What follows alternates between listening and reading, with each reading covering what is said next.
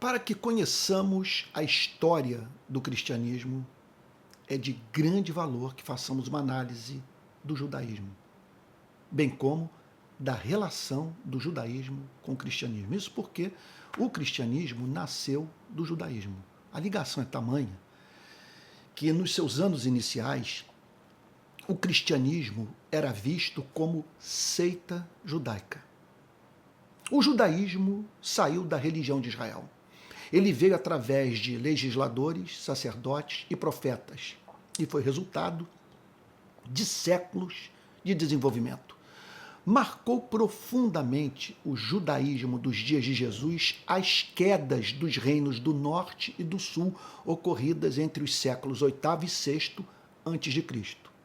Ambos os reinos foram invadidos, o povo levado em cativeiro, deportado, restando umas poucas pessoas no território da Palestina. Monarcas persas, contudo, permitiram anos depois que o povo voltasse para a Palestina, reconstruísse o templo, situado na cidade de Jerusalém, que se tornou centro religioso da população judaica.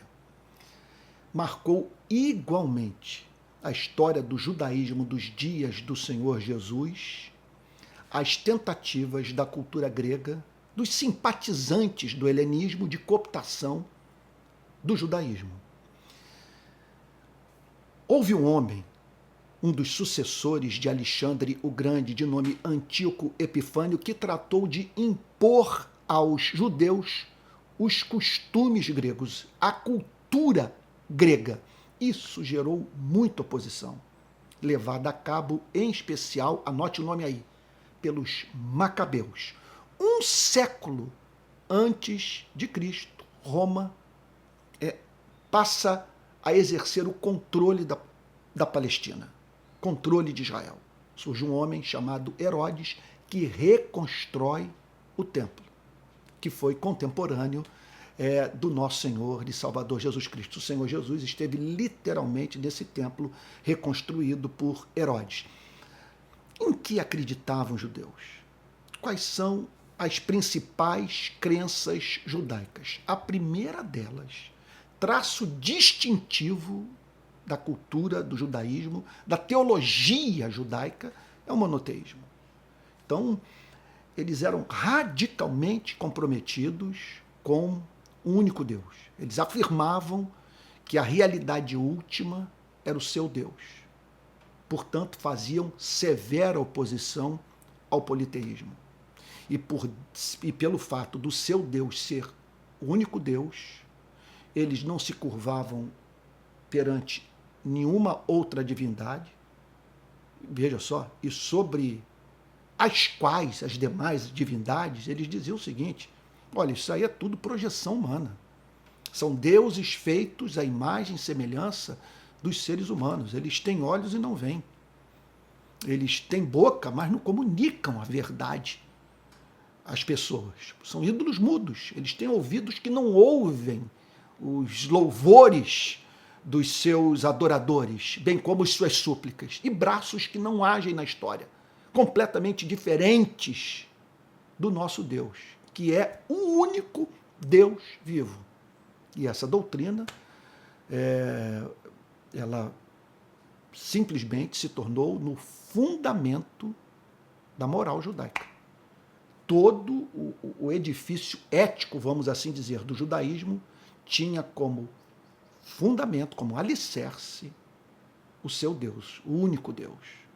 Por isso, o principal mandamento é apresentado da seguinte forma: ouve, ó Israel, esse é o seu conteúdo, profundamente teológico. Não havia como divorciar o comportamento da teologia. Ouve, ó Israel, o Senhor, vosso Deus, é o único Senhor. Único. Amarás, pois, porque ele é o único. Não há outro, não há ninguém mais excelente do que ele, ninguém mais sábio, ninguém mais justo, ninguém mais poderoso. Ele é o único soberano do universo. Amarás, pois, o Senhor teu Deus, de todo o teu coração, com toda a tua força, com toda a tua alma, com todo o teu entendimento. Segunda convicção radical do judaísmo tem a ver com o seu conjunto de livros inspirados. Eles acreditavam, portanto, que Deus havia se revelado a Israel de modo verbalizado, proposicional. E olha, eu vou lhe dizer uma coisa. Como que essa gente teve o direito de acreditar que a literatura que a inspirava, que a consolava, por meio da qual enxergava a vida, devia sua origem ao sopro de Deus, que Deus havia inspirado os seus autores. Isso porque, e sobre esse ponto eu quero falar mais adiante, não há paralelo no mundo antigo para a produção teológica judaica. Ela é estonteante em razão da sua beleza. Ela encanta, ela comove. Busque encontrar no mundo antigo algo, por exemplo, como isso aqui. Olha só. Olha, eu estou selecionando aqui meio que a esmo, porque é tanta passagem. Deixa eu escolher uma aqui, um dos meus salmos favoritos. Vamos lá, o Salmo 145. Olha só. Você lê um negócio desse, você diz o seguinte, cara, foi um homem que escreveu, sem dúvida. Sabe? Mas tem o sopro de Deus nessa poesia. Eu te exaltarei, ó Deus meu e Rei, bendirei o teu nome para todo sempre. Todos os dias te bendirei e louvarei o teu nome para todo sempre. Grande é o Senhor, muito digno de ser louvado, a tua grandeza é insondável. Veja que no mundo politeísta, lá estavam os hebreus insistindo nesse ponto. Sabe? Não há deuses tribais. Sabe? Uma divindade para cada tribo. O nosso Deus reina. Ele é soberano. Sua grandeza é insondável. Uma geração louvará a outra geração as tuas obras e anunciará os teus poderosos feitos. Meditarei no glorioso esplendor da tua majestade e nas tuas maravilhas. Olha que coisa linda o verso 8. Bondoso e compassível é o Senhor. Tardio em irar-se e grande em misericórdia. Assim eles viam a Deus.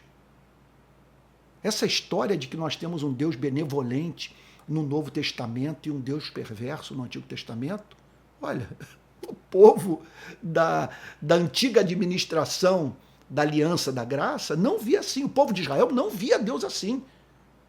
Então ali, antes de Cristo, você encontrava pessoas dizendo, olha, bondoso e compassível é o Senhor, tardio em irar-se e grande em misericórdia. O Senhor é bom para todos, e as suas misericórdias permeiam todas as suas obras. Isso não é encantador? Então, eles acreditavam no único Deus, eles acreditavam numa literatura inspiradora, por ter sido inspirada. Quer dizer, eles olhavam para os textos do Antigo Testamento e eram levados a dizer, Deus deixou sua digital neles. Deus se revelou ao seu povo. Deus derramou luz nas nossas trevas. E hoje sabemos quem somos, de onde viemos e para onde vamos. Outro ponto, em conexão a esse. Eles acreditavam que era o povo favorecido por Deus. Interessante isso. Que era de um valor incalculável para a autoestima de Israel. Eles não foram os primeiros em arquitetura. Não deixaram grandes contribuições para o mundo das artes, por exemplo. Agora, meu Deus, quando eles paravam para falar sobre Deus e sobre as manifestações inequívocas do poder de Deus na história do povo de Israel, eles diziam, é evidente que nós somos um povo favorecido, que Deus nos escolheu para sermos luz para os povos. que ele decretou a nossa redenção, nos fazer um povo de propriedade exclusiva do Criador, a fim de que, por meio dessa relação, o Criador revelasse o seu caráter à humanidade. Então, eles também, note bem que tudo isso sobre o que eu estou falando, os cristãos se apropriaram. Por que hoje nós fazemos exposições bíblicas dos textos do Antigo Testamento? Porque nós cristãos nos apropriamos desse material em razão do fato, aliás, esse é o grande motivo pelo qual nós devemos amar o Antigo Testamento. Jesus amava o Antigo Testamento, era o livro de cabeceira de Cristo, vamos assim dizer. Sabe? Então, outro ponto essencial das crenças judaicas. Eles acreditavam no Apocalipse. Eles tinham uma escatologia. E como elemento central dessa escatologia, a vinda do Messias. Então eles possuíam uma fé prospectiva. Eles olhavam para frente, certos de que Deus haveria de intervir na história. Que aquilo que lhes causava tristeza, insatisfação, frustração com a vida, chegaria ao fim. Que Deus haveria de interferir soberanamente nesse planeta, dando fim à injustiça, à exploração, ao pecado, ao luto, à morte. Por isso nós encontramos uma declaração como essa no livro do profeta Isaías. Olha que coisa linda, gente. Isaías capítulo 11. Estão olhando para frente. Eles estavam certos de que Deus havia feito essa promessa. Então, quer dizer, não era uma aspiração humana, simplesmente, embora o fosse. Mas era conteúdo de convicção. Eles sabiam que Deus lhes havia prometido transformar um mundo que já não era mais o mundo que Deus havia criado. Por isso, Deus levanta o profeta que diz o seguinte: o lobo habitará com o cordeiro, o leopardo se deitará junto do cabrito, o bezerro, o leão novo e o novilho gordo andarão juntos, e um pequenino os guiará. A vaca e a ursa pastarão juntas, e as suas crias juntas se deitarão. E o leão comerá palha como o boi. A criança de peito brincará sobre a toca da cobra, e o já desmamado meterá a mão no ninho da serpente. Não se fará mal nem dano algum em todo o meu santo monte, porque a terra, coisa linda, isso é aspiração, isso é desejo, isso é a expressão de um inconformismo. Sabe? Se alguém que olha para esse planeta e diz a coisa... não haverá de ser assim. Ela não podia ser assim, não haverá de ser assim para sempre. Então eles foram levados, habilitados pela conteúdo da revelação a dizer: não se fará mal nem dano algum em todo o meu santo monte, porque a terra se encherá do conhecimento do Senhor como as águas cobrem o mar. Agora, não havia nada então, isso significa, permita-me aqui fazer uma digressão, que eles tinham uma filosofia de história. Eles acreditavam numa história em andamento, no início decretado por um Deus infinito pessoal, um Deus que formou o homem e a mulher, intencionalmente os fez à sua imagem e semelhança. Eles acreditavam nisso. Eles acreditavam num Deus soberano que comandava a história, visando a consecução dos seus planos santos, sábios e justos. Eles acreditavam em intervenções conscientes desse Deus nesse planeta, de respostas objetivas de Deus à oração do seu povo, e eles acreditavam num dia em que o mal seria banido desse planeta. Mas o objeto principal da esperança do povo de Israel era a vinda do Messias. Eles aguardavam esse libertador. Eles entendiam que esse seria o método de Deus. Levantar um libertador como nenhum outro, e que livraria o seu povo das suas dores, dos seus infortúnios, enxugaria as suas lágrimas. E aí então, o profeta Isaías é habilitado pelo Espírito Santo a escrever um texto que está registrado no capítulo 53 do livro que leva o seu nome, e que fala de um ser humano jamais encontrado no mundo antigo, antes da vinda de Cristo. Um ser humano cuja descrição só pode ser aplicada a uma única pessoa que pisou no chão desse planeta. Preste atenção. Por favor, diga-me sobre qual personagem da história se encaixa nessa descrição profética. Quem creu em nossa pregação e a quem foi revelado o braço do Senhor? Porque foi subindo como um renovo diante dele e como raiz de uma terra seca.